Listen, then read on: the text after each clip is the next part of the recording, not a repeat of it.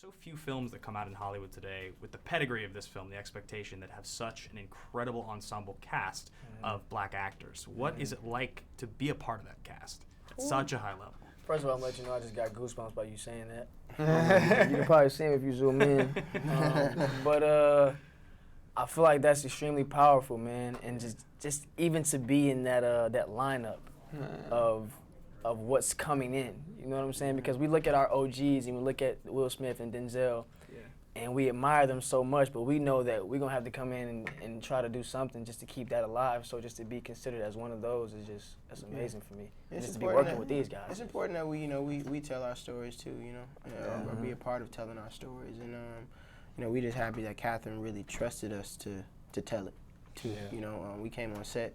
Sometimes we would look for more direction. She was like, "No, dude, how would you say it?" Right. I know what the script said, but how would you say it? How would you guys move? And I thought that was really, really interesting from her to really just sort of want to know more about our culture and how we move and how we walk and how we talk and certain slangs and that was a beautiful thing to see where we were having dialogue about it. It was nice. Do you think because Kathryn Bigelow is the only female to ever win a Best Director Oscar, she absolutely stands as a minority in her field, was she the perfect director for this film?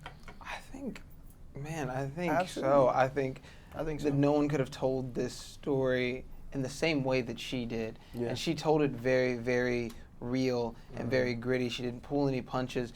And it's shot like a war movie. Like you're there. Yeah, it's not stylized, it's not like painted up and dolled up. It's like life as it happens, like you're watching this documentary style. And I think that's something that she's kind of mastered. And I think that there's something to be said about how great she does it on this film too. And, I think at the same time, just to kind of piggyback off of that, to see the two worlds come together, to see Kathryn's world and, like you're saying, to see so many black actors' world come together, those two completely different worlds.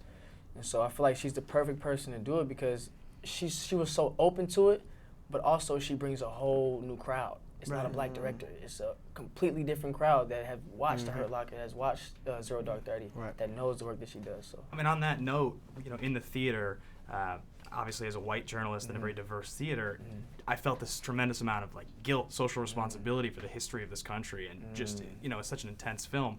Between takes, was there that level of tension on set just by the nature of the content? Definitely. There was a time that we talk about.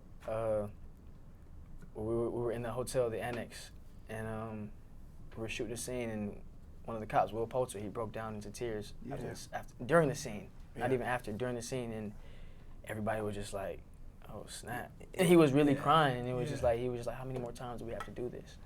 And so, him, that coming from him was just like wow for me. And that's the first time I've seen literally everybody emotional on set.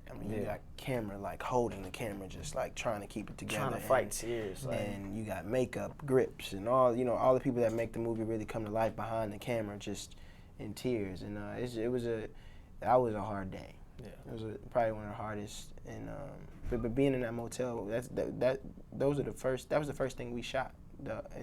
Against that wall, first 2 weeks. So we got straight to the point. And the thing is, what we're pushing for in this isn't necessarily guilt. Right. If that's how you felt, it's just understanding, man. Understanding and community, because, we all need to come together and, talk about this issue, because it's not just a black issue or a white issue. It's an American issue. And, just the fact that you felt something when you watched it was great enough. And that's kind of what we want. We want empathy, and we want understanding, and we want to bring a voice to some of the stories that didn't have one before.